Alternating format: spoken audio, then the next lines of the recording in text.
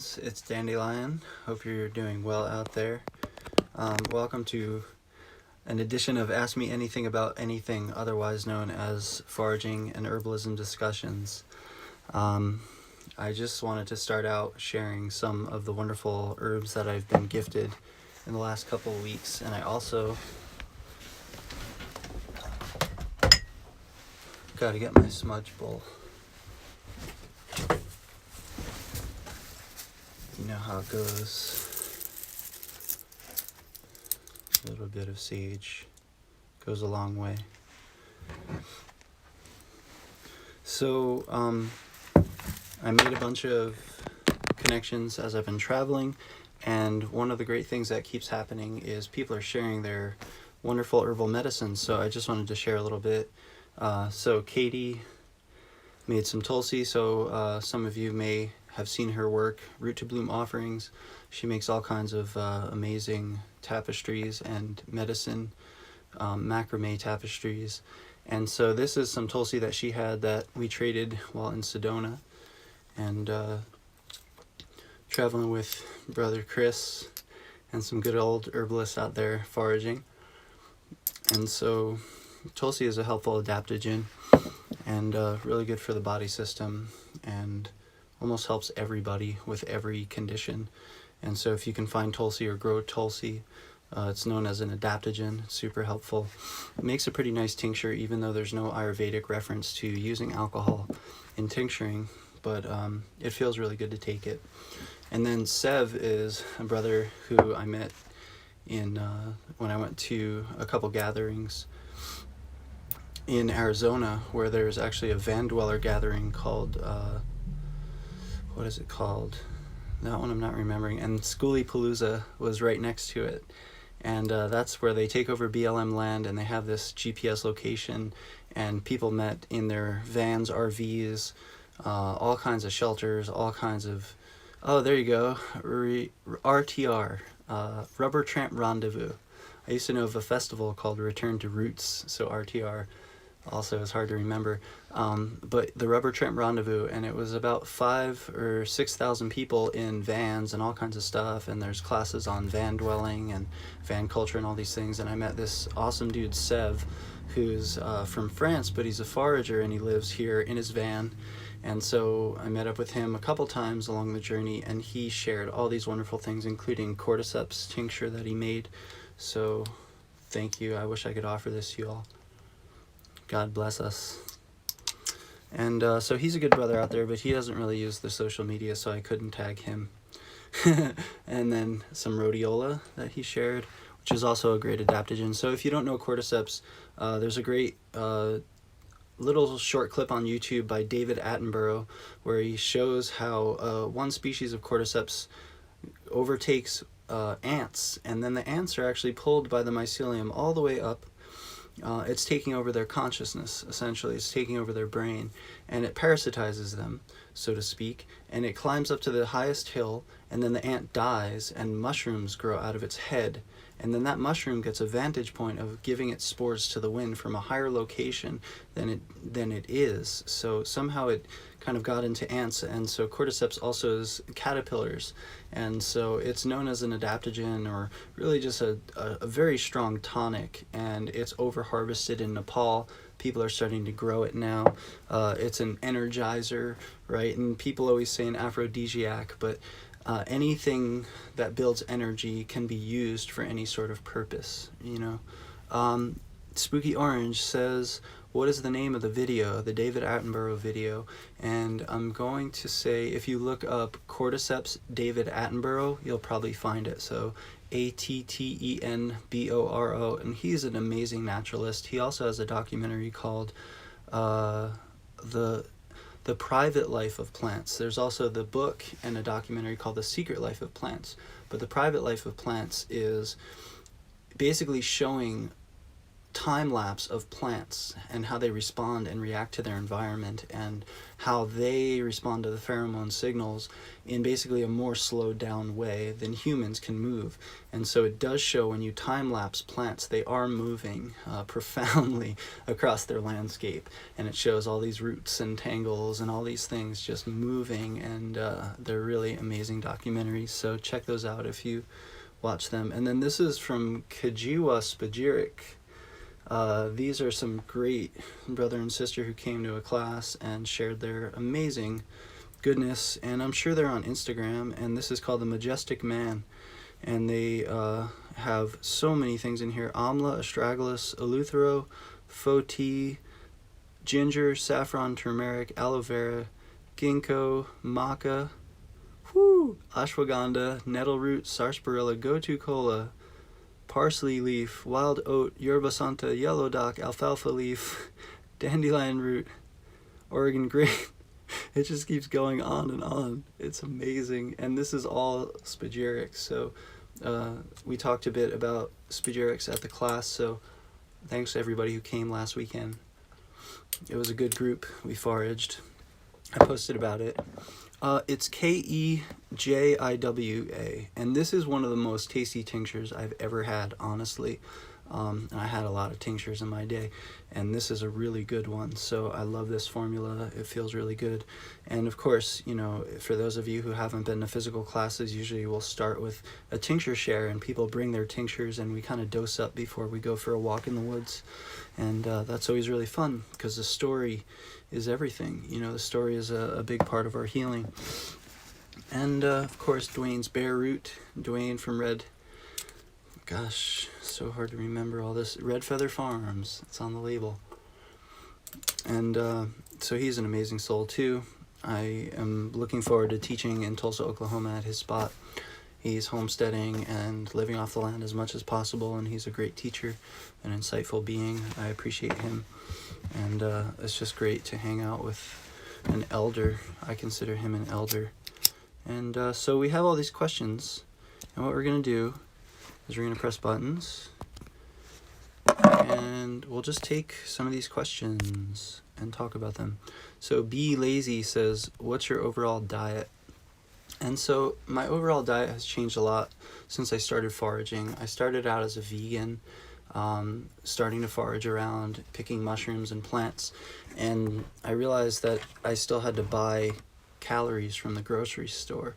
And so I started then switching to butter and really trying to localize that choice, and sort of was vegetarian for approximately 10 years in the gap altogether.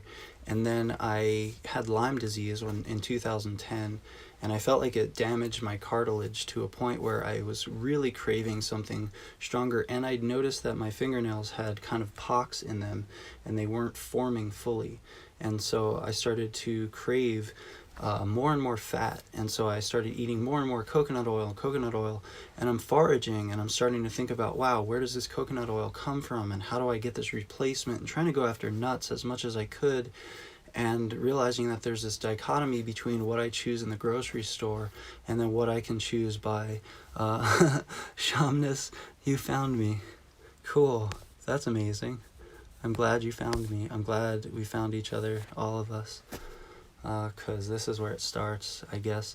And so I was at Cherry Valley Farm, and for the first time I was hanging out with chickens, and wrangling them and bringing them in their pen, and I felt really low energy, and so I tried to say, okay, I'll try eggs. Let me try eggs for a month, and I'll see how I feel.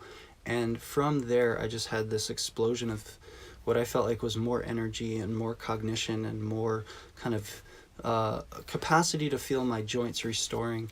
And so then I started experimenting with all kinds of animals, and so I'm basically an omnivore, and I would say and attempting to be a conscious omnivore. I'm trying to forage as much of my diet as I can, and there's some real gaps between what you can actually find locally and what season you're in that local area, and where you can get things like fat and carbohydrates. And I think it's very easy to live off of a grocery store fat and carbohydrate source, which I do. I love Japanese yams, for example. And then it's also a matter of how to get those calories locally, because I think a lot of the thoughts are, if we can't localize our diet, and some places you can localize your diet and eat vegan more than others.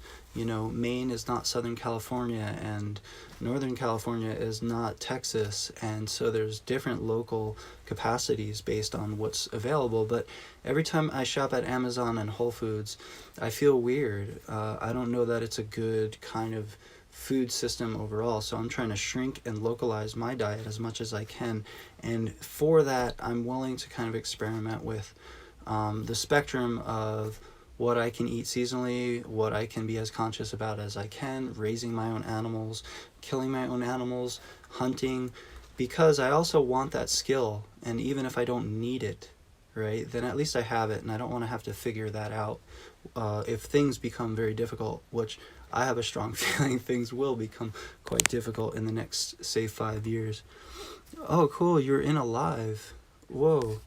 You know, I always try to get that going, like group lives, and I don't know how to do that, but I don't know how to inspire it either. So if anybody wants to like have an interview, we could try that. Just like send me a private message and then tell me what you want to talk about, and maybe we can sort of figure out when to do a group live and talk about whatever. So that's a little bit about my overall diet. Let's see what the next question is. This is a really good one.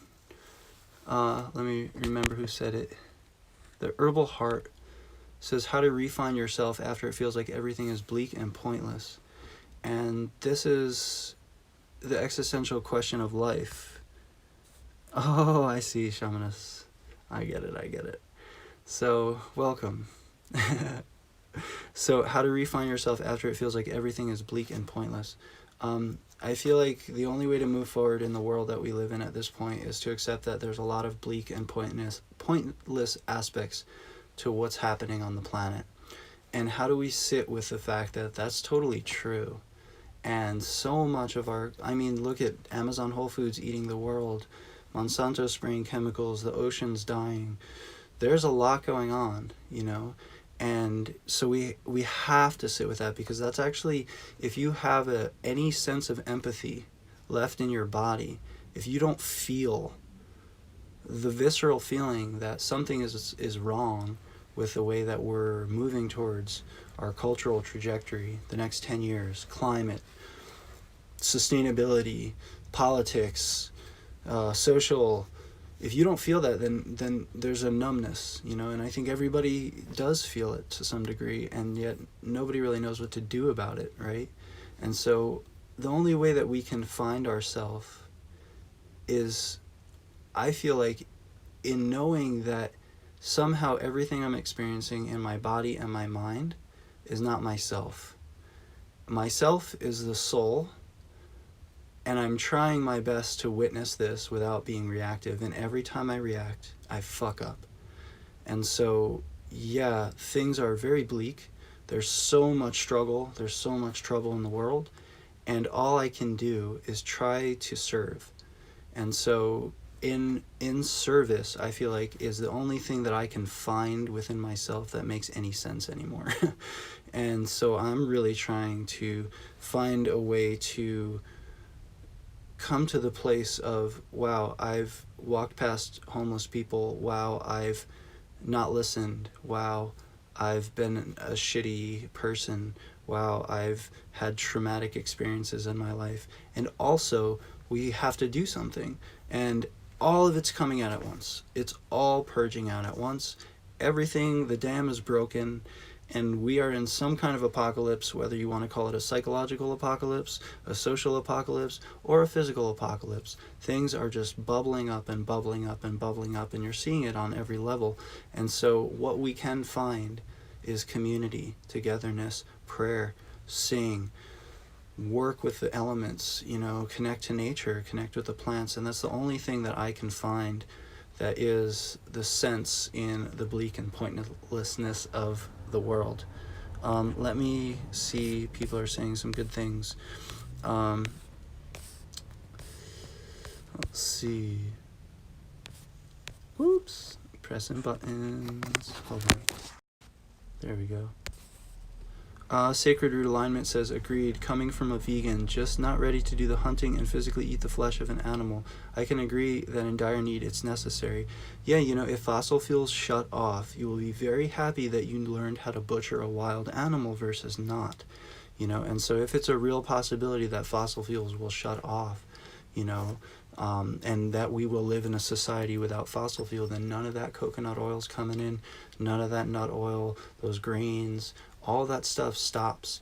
And I feel like it's a little naive to think that that couldn't happen in the world that we live in. And I think anytime you see a travesty, whether it's New Orleans, whether it's Flint, Michigan, which still the pipes aren't fixed and they're just switched to bottled water, and that's just the way it is, looking at the way that our system responds to our crises is not very helpful. I mean, Puerto Rico, the California wildfires, there isn't this grand social aid that comes in and saves the day.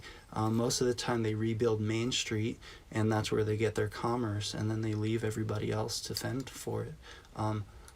So with that said, I'd rather know the skill and work on the skill and then not need it, and I will be happy to eat sprouts as much as possible.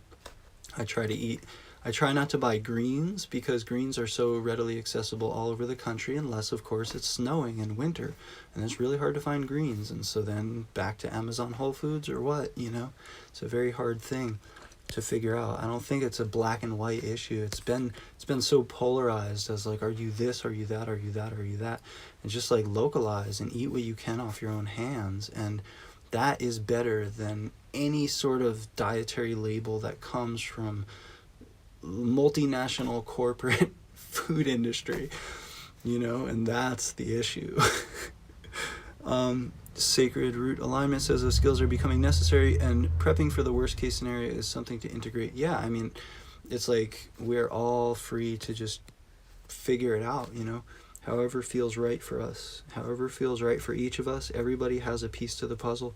Shamanist says it's not so much the meat eating because our ancestors did that, but it's the way the animals are being slaughtered.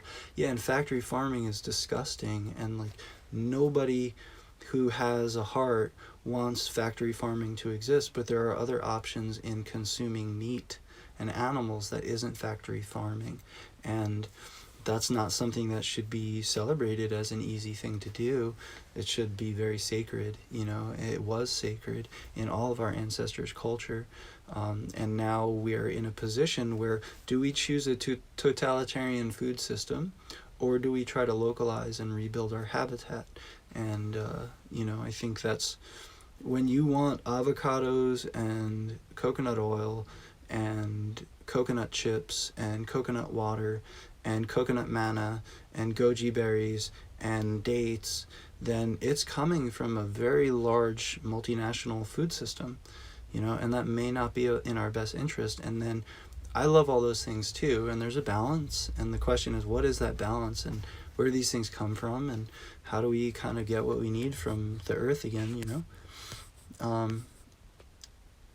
Shamanist says, and that ties into the emotions being poured back into the collective. I wonder what you're referring to. I kind of lost that part. I'm behind on comments. So we were feeling the effects of what we put out as a collective. Yeah, well, I see that in reference also to, the repressed psyche. So, I mean, how it makes sense to me is that Carl Jung started bringing out a deeper level of alchemy, shamanism, self-reflection, therapy, and instead of taking that direction, we called it woo-woo, and we went to the fact that the idea that mind is just chemicals, and if we just make pills, we can fix the chemicals. Your thinking is not due to your psychic trauma, your residues. There's no residues, there's no past life karmas, there's no such thing as ancestral trauma, there's no such thing as if your ancestor, your great-great-grandmother has gone through a trauma that it's in your body. All that was rejected, and so it built and built and built and built and built, and now it's just this festering wound, and we don't have a sort of shamanism, we don't have a psyche cleansing tool, and so it's just coming out in the worst ways out of us. And I hope that we can hold space for the healing of all that in whatever way it can happen. It's ascension, purging of the old, and when that happens, it's not pretty, but it's purposeful. Amen. Let's see. Shamanist says, can I recommend a good CBD oil? I really am not into the CBD hype. I think it's good and it's great, and cannabis is like coming onto the scene as one of the first plant elders, saying it's ridiculous to make plants illegal. This doesn't work like that. Here's some information about how medicinal I am, and just letting you know I can heal most things. And so I have a friend who makes CBD, and I get some from him, and I take it when I have it, and I don't crave it every day. And some people report amazing things. The most profound thing I saw is the seizure stopping capacity of CBD. That's in the larger syringes. Now everybody's smoking CBD and things, and I just think that the cartridges are pretty wasteful. There's all the plastic cartridges or glass cartridges and metal and all these things for smoking cigars or pipes, electric pipes of CBD. And so be careful about that. So I'm not sure where good CBD oil is. Maybe someone will be able to say or message you. Tangled Root Botanical says, you remind me so much of my father, God rest his soul. Everyone thought he was crazy, but he really was super brilliant. Well, we're all crazy and we're all brilliant, and all we can do is kind of turn inside out and say, fuck it. Shamanist says, Carl, my spirit animal. I resonate with his teaching so much. I really think we lost a lot when we didn't follow Carl Jung into a revolution of psyche, and then we didn't follow the psychedelics into a revolution of psyche. We're still stuck as our wounded children. The wounded child phenomenon is the system wants us to live from our wounded child, and those are the places that never feel safe, always feel threatened, always feel fear, and always lash out and react. And then that's buying culture, that's materialism, it's safety, it's looking for safety and material. Wild Bruja, I've been learning a lot about soil recently, and another factor when it comes to food is that if the soil is polluted with chemicals or devoid of nutrients, the food will not be nourishing. Yes, and that's so important, especially with, industrial grain. So a lot of times, carbohydrate eating, right? If you need carbs, it's very hard to get carbohydrates wild, unless you're digging cattails a lot. And I'll tell you, in the winter, it's really cold, and you need a fire, and that's sometimes restricted too. Or you use your heat from your vehicle and you get fossil fuel burning. And so, there's all these things with where does carbohydrates come from, and carbohydrates largely come from industrial agriculture across the world, especially in third world countries. And it's a large source of our food. So that's quinoa to oats to wheat to buckwheat to all that stuff is industrially produced, and as a result, they're using industrial agriculture processes. Even if they're not spraying so-called non-organic chemicals, they are spraying organic chemicals on there, and there is some technicalities there which are disturbing at best. But then if they're just monoculturing over and over and over again, of course the soil gets nutrient deficiency. They're using tilling, right? Tilling brings the microbes to the surface and then burned by the sunlight. So no-till gardening is the solution to building soil and composting, but that is very hard to do on a grain level. And most people using those processes are not producing thousands and thousands or millions and millions of acres of grain. So that's a big question. Let's see. Shamanist, I'm glad you feel crazy brilliant. I feel like a fool. I'm just a dumb ass fool. I'm into that. and I have no idea what's going on. And the universe is doing something, and I guess just the Fool card is really where I feel like I'll stay. And so you can decide. Can you talk about your men's calls that you've been posting about? Embodied on Earth. Thanks for reminding me. So one of the things I want to do is start talking to brothers about some really difficult issues to talk about, including childhood trauma, including resolving pain, including anger from fathers, including our confusion about our sexuality, including all of these kinds of things, and just start having calls. So I've got a group of 5 brothers who, probably about 7, who are down to talk and just go through these things and really just sit in council and listen to each other and practice listening and just not interrupt each other. And that's all I see. Very simple. And so if anybody's interested, you know, if brothers, men, guys, boys, anything wants to talk, I think it's important for us to start holding space together. And my boundaries is kind of like, it's going to be free, and it's not going to be some big thing. Like, we'll just talk, and we'll use Zoom or something like that. So if anybody's interested, you know, feel free to share. And I want to hear the wisdom and the insights from other men and brothers, and keep talking. And one of the things I've really appreciated about this journey is I have hung out with a lot of good men, a lot of good brothers, and it's really helpful to get, you know, examples, especially parents, you know, good parents that I really believe in, and watching them and learning from them has been really insightful and really helpful. Wild Bruja knows the deal. So if anybody's interested, you know, tell your boyfriend, your friend, or if you're a brother, send a private message. And we'll probably do that sometime. I want it to be something significant. Like, I don't know, full moon or new moon, but I don't know how feasible that is. So we might just pick like one Wednesday a month or something and use Zoom and just have a conversation and see where it goes. Wild Bruja knows the deal with CBD, saying, regarding CBD, if we are just seeking to help with joint pain, inflammation, muscle pain, many folks overlook how incredible Hypericum perforatum infused oil is, nervous system savior. Yes, so helpful as a topical. That is the St. John's or St. John's wort, and that's my feeling with CBD. CBD is very important, and it's a good medicinal, and so is turmeric, and so is nettle, and so is willow bark, and other stuff is accessible too and not as expensive, and it does the trick. And if it doesn't, double the dose, and if that doesn't work, then combine them together, and eventually you'll get comparative results to CBD. And of course, that's an oversimplified way of saying there are ways of formulating, and there are ways of seeing how you actually feel as a result of trying and applying these things, and then you can adjust and capitulate based on your direct experience and your observation. So yeah, St. John's wort oil is amazing. It's a great one for nervous pain, and of course you're talking about bodily and joint and muscles, and now I just feel like I want to stretch and spasm.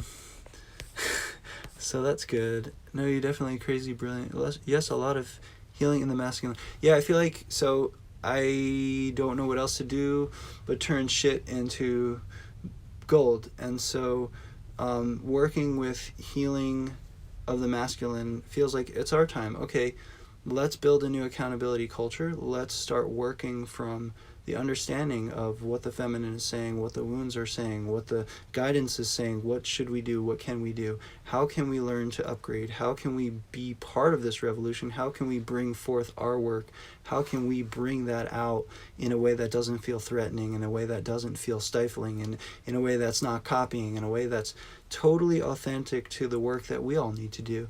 And so if anybody has any insights or talk about that, please feel free. Shamanists, yeah, I've heard of Sacred Sons, and I talk on occasion to those peeps, and I really appreciate them, and I want to be part of their calls, and I feel like they're doing great work, and I almost applied for the scholarship for their gathering, but I'm not going to be in town at that time, so we're like crisscrossing, and I just have a feeling that also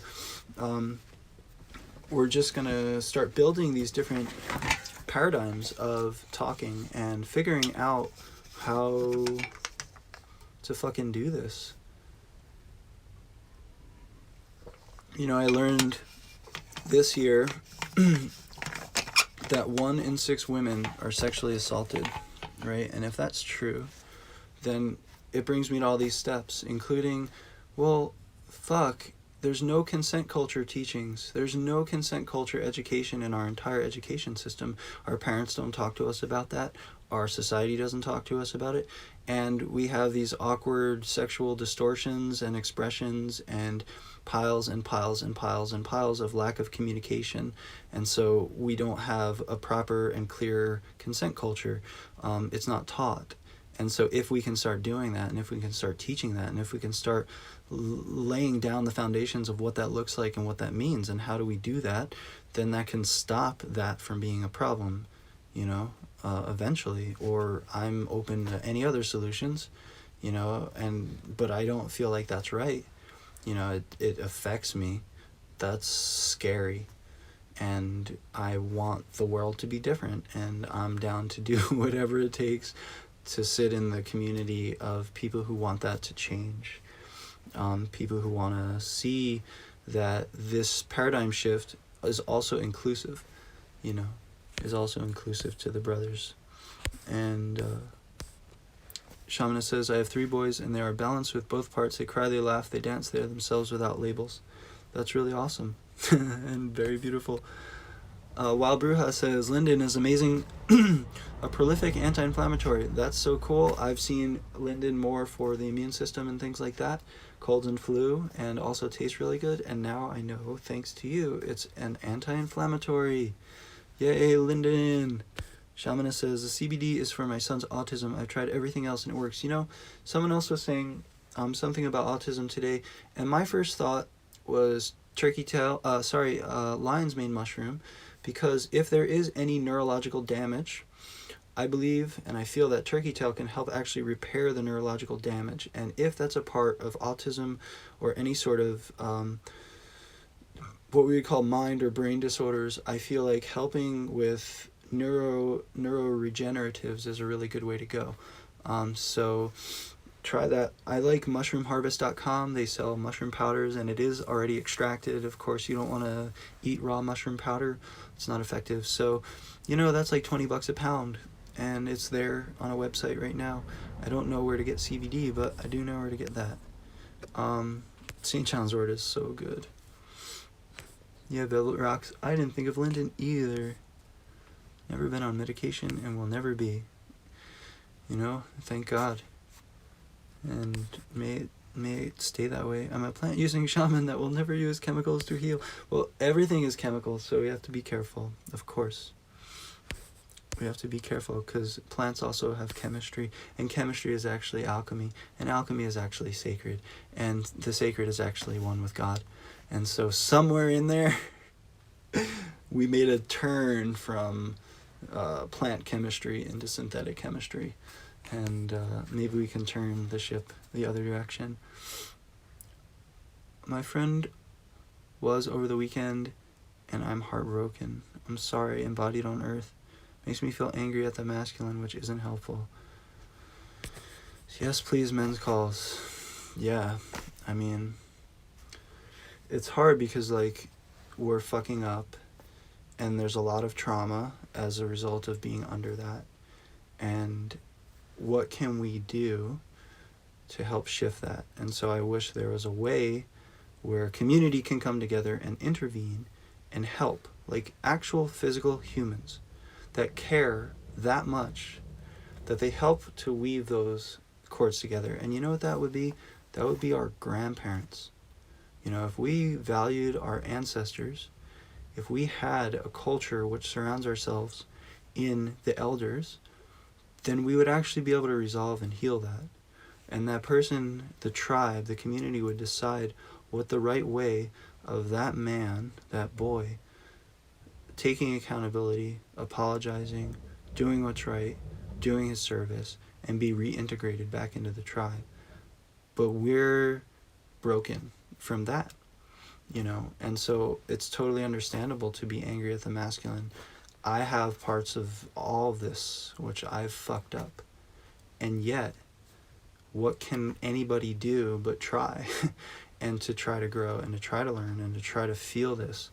And I think that's number one, is once your empathy is turned on, then that's what changes things. And that's what I feel like my lessons is to really put myself in another person's position, to really feel what another person feels.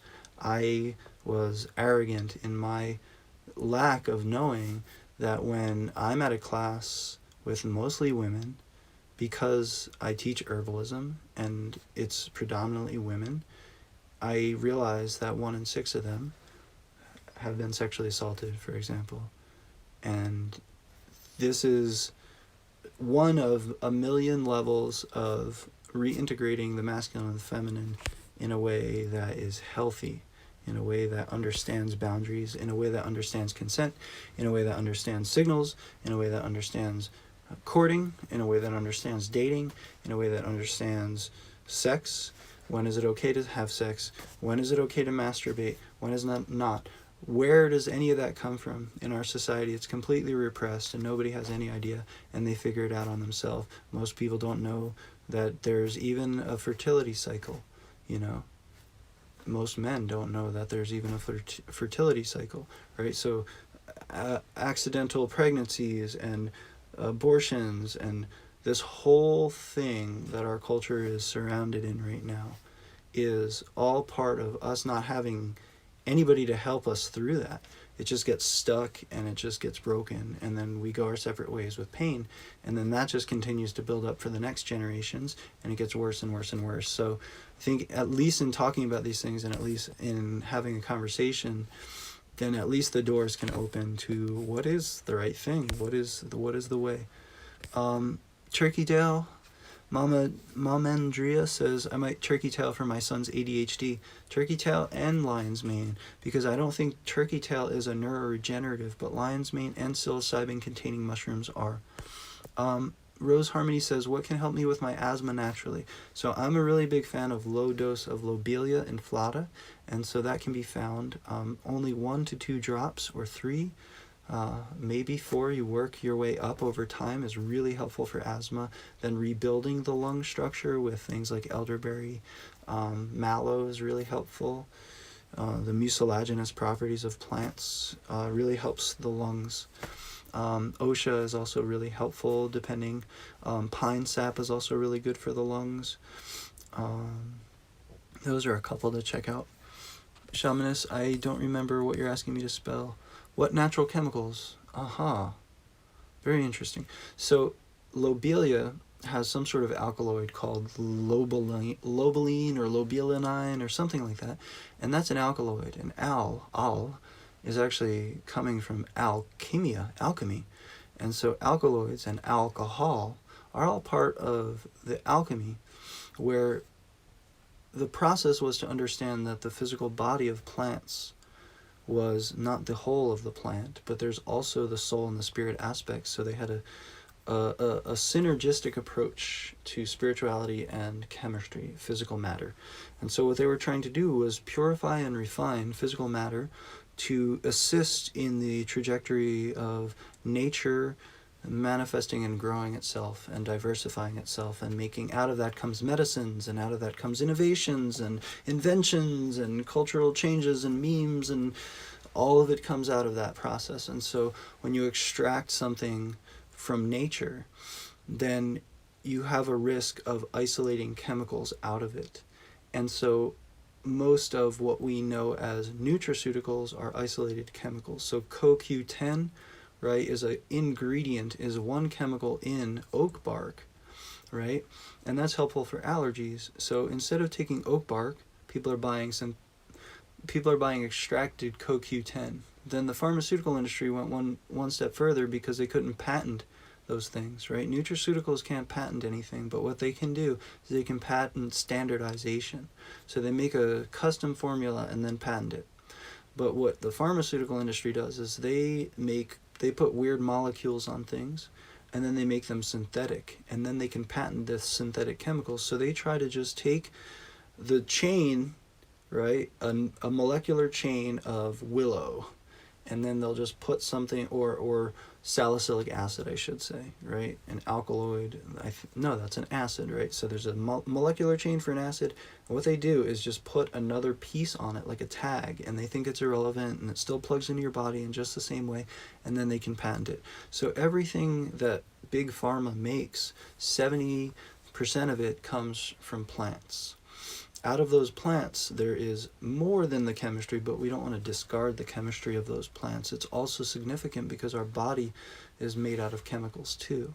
And so the chemicals can be sacred, right? The fact that you eat kale and it turns into all these minerals circling your blood is also very sacred. It's also very powerful. So natural chemicals are in plants, right? And so Stephen Buhner puts it, the body of the plant heals the body of the person, the soul of the plant heals the soul of the person, and the spirit of the plant heals the spirit of the person. And so when we have a bodily issue, we want to bring in bodily medicines. And that's why nettle is helpful for injuries, because your body needs minerals to build that injury back. And so nettle is high in minerals because it sequesters them from the earth, right? That's what its tap roots are doing. So we get the chemicals, but not only chemicals. Yeah, embodied on earth, elders should have taught us this. We don't have elders. We have neotenized culture, which means infantilized. We've been raised like sheep. We haven't had the real issues addressed to us. We haven't had the hard conversations in school. Another thing, that's another rant. Let's stick to the discussions. All right, so we'll get back to questions, I think. I was asking about the name of the product you recommended for my son's autism. So, I think Lion's Mane, and mushroomharvest.com sells Lion's Mane extracted powder. It's pretty easy. It tastes pretty good. You can make it into basically mushroom soup. Yeah, Shamanist, the elders needed elders. So I think it's 2 generations. What I see is that after World War II, there was a collective trauma. There was no way of resolving it. So what the system did was inject materialism. Buy stuff, you'll feel better. Buy stuff, you'll feel better. Buy stuff, you'll feel better. This is safety. This is security. Get more stuff. And so now 2 generations have built that up. Right? And we're the generations that are changing that. But it's so traumatic and it's so hard, and they don't understand it because they've been conditioned to believe that your brain is fixed through chemicals only, right? So like, if you're depressed, it's not because you've had any trauma in your life. It's not because you have any valid feelings. It's because you have chemicals in your brain that are wrong. And if we just fix the wrong chemicals in your brain, you won't be depressed anymore. And then you get more depressed when it doesn't work because it's an emotional issue. It's emotional. We have emotional trauma. And that's not taken care of by chemicals, right? Physical trauma is taken by physical chemicals, but emotional trauma is not dealt with by chemicals. And although plants have more than that, right? They have the soul aspect, right? That's soul trauma. Our emotional bodies go through soul pains and trauma. People throw darts, People have nasty looks at each other. That all brings emotional trauma into our fields. And hydrosols, flower essences, things of that nature help on that level as well. Different part of the plant, different extraction. What do I consider the most powerful anti-inflammatory? Well, I think when we go to powerful, the most powerful one is the one that you have access to, and they recreate themselves, because anti-inflammatory is anti-inflammatory, and the reason plants make anti-inflammatory chemicals is because they too get inflammation. And they too also have to bend in the wind in storms, and they don't want to get inflammation in their elbows either, right? So they make these chemicals, and then we receive them, and depending on how local it is, right, and how much access we have, that would be the medicine that you should choose. So willow is very common and all over the place, and turmeric is also really great. And so those are 2 really great local or sometimes local anti-inflammatories. One of the reasons I like turmeric is because you can get a bag of powder organic, and then you can take teaspoons of it, because if you're dealing with, for example, cancer or a serious physical trauma, or severe inflammation, you can take like 4 to 6 teaspoons of turmeric a day, but try doing that with like powder, right? So you can juice it, that's really good. Or what you can do is add it into all kinds of things, right? So usually people think they're taking medicinal dose of turmeric when they're adding a little sprinkle into their food. But turmeric medicinally in Ayurveda is used at a lot higher doses, right? Especially if you're dealing with serious inflammatory issues. Shamanists, but how will they make money if they fix us? They're not interested in helping us. The only fix is in us helping ourselves.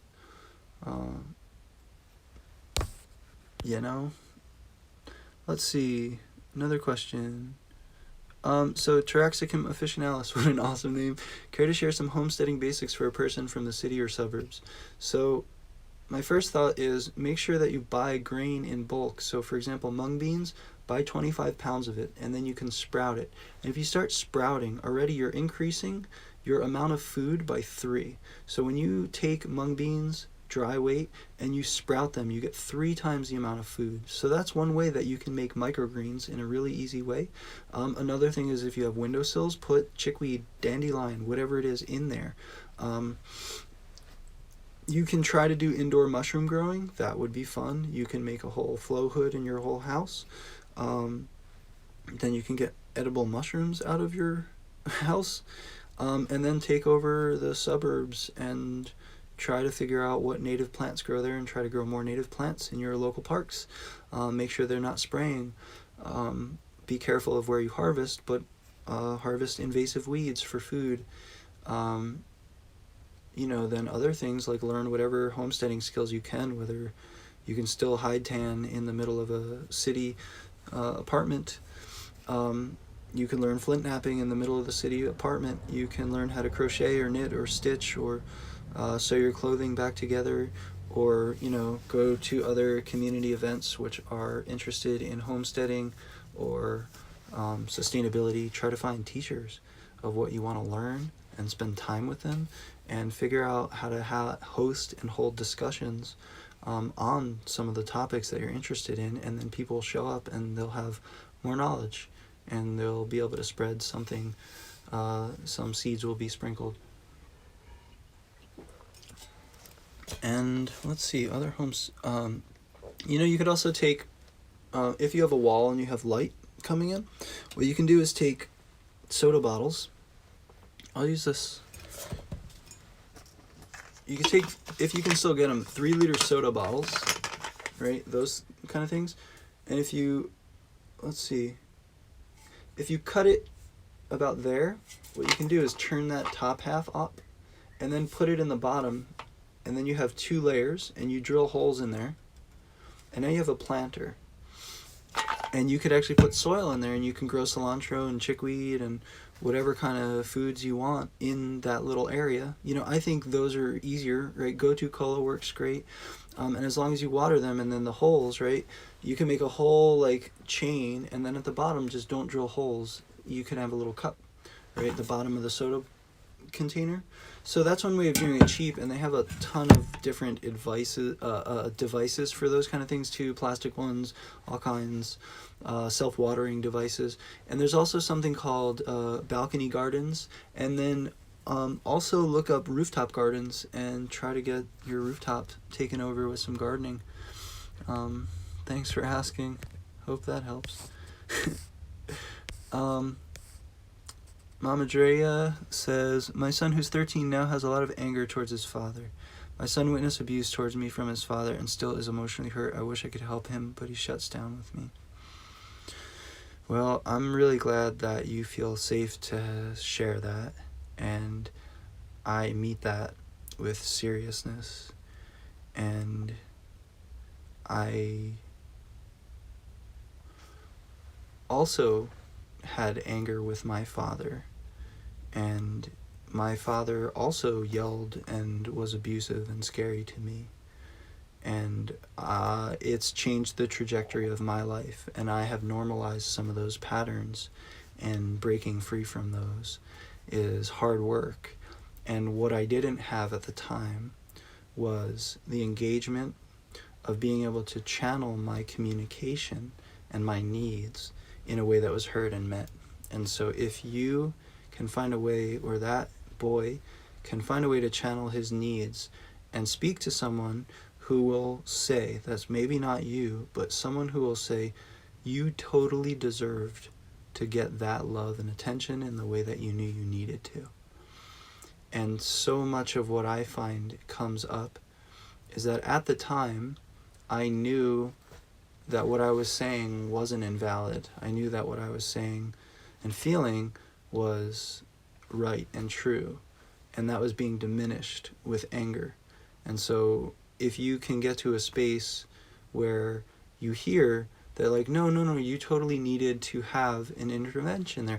So what happens is soul fragments. So in that trauma, that part of your soul gets stuck in that place. It's the wounded child is sitting there going like this, waiting for the community to realize what had happened, and then engage it and heal it and bring it back into harmony.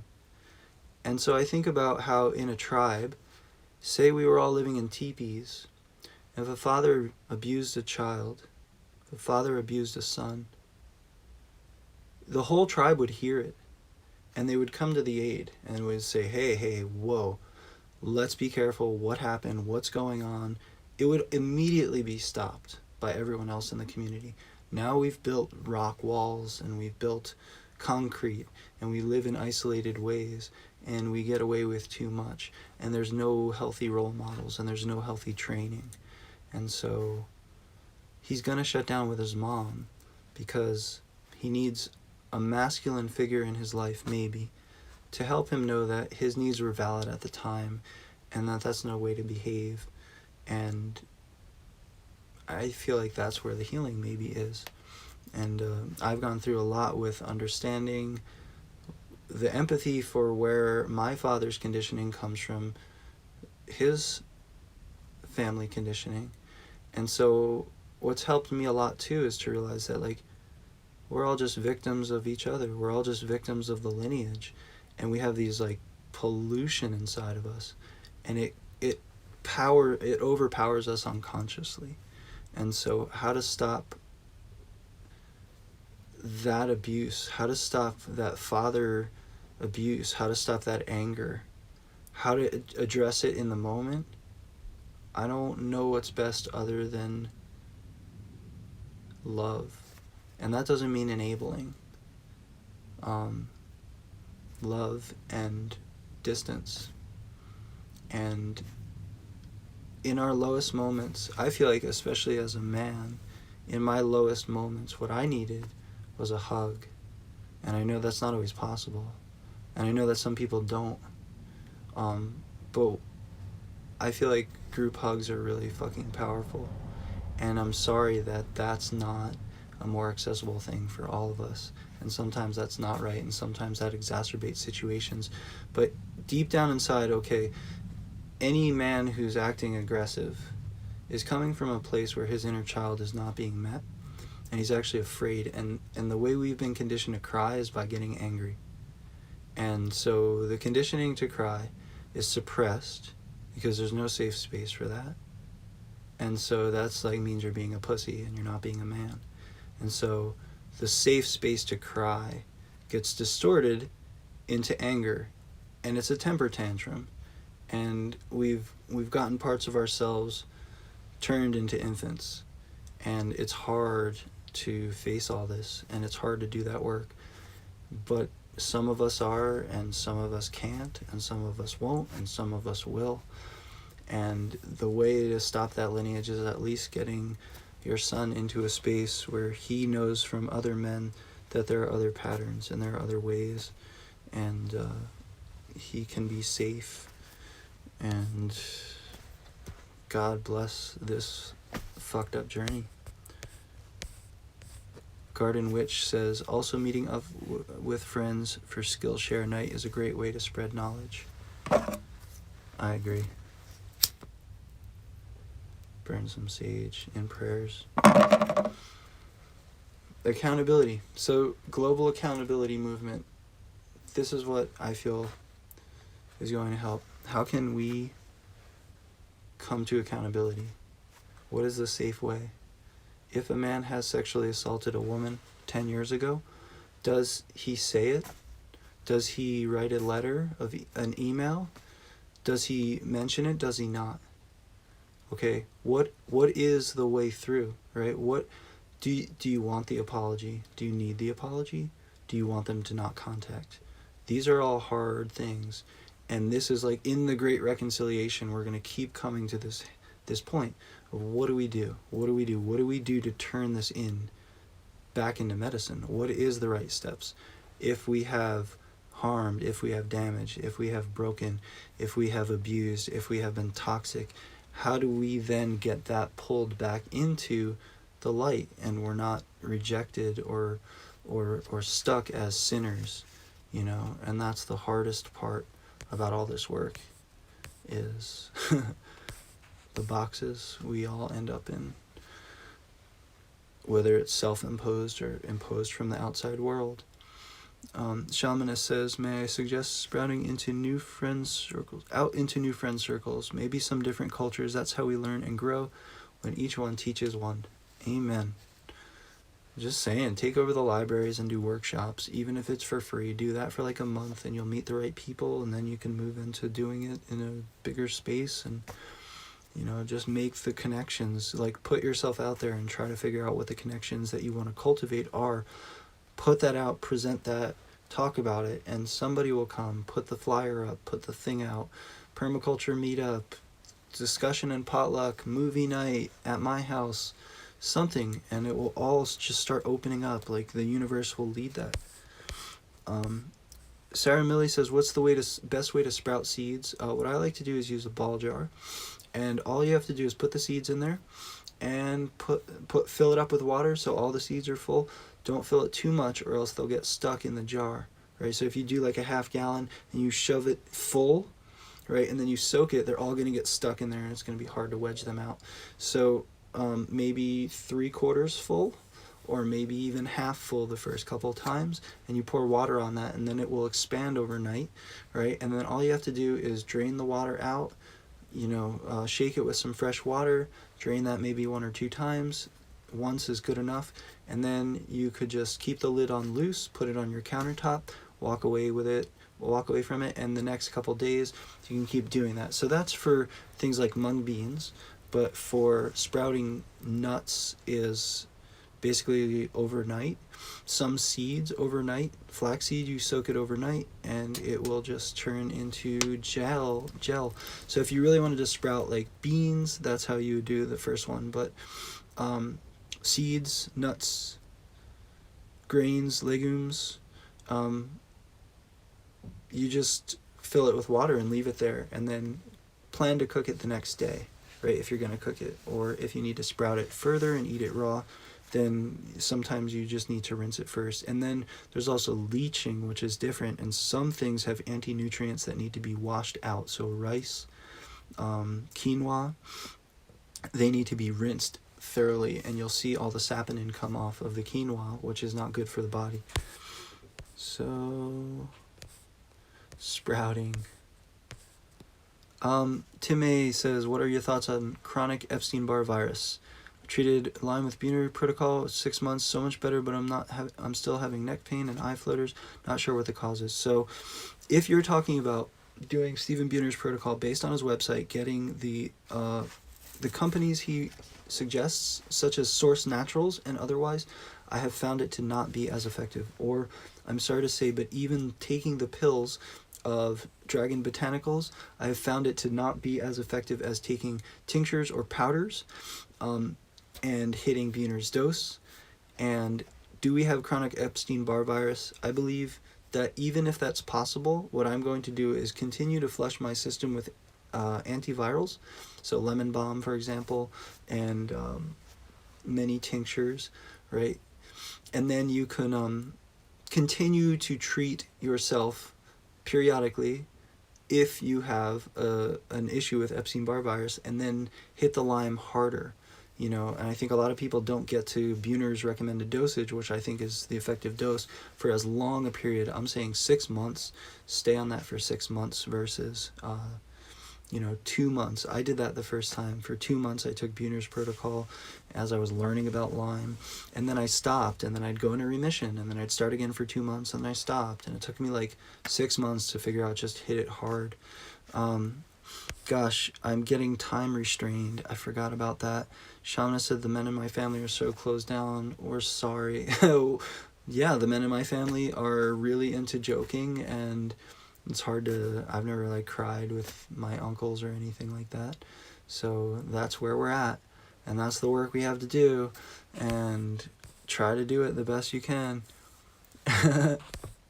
There's so many good things here. I wish I can get to it all. These freaking time restraints. Maybe I'll just jump back on and see if I could restart the questions. Alright. God forgive us. God forgive us. God forgive us. May I be forgiven. May God forgive us. May God forgive me. May God forgive everyone. It's the most important thing. And it doesn't mean enabling. It doesn't mean repeat offender.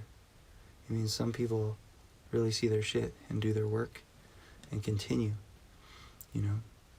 And I'll be back.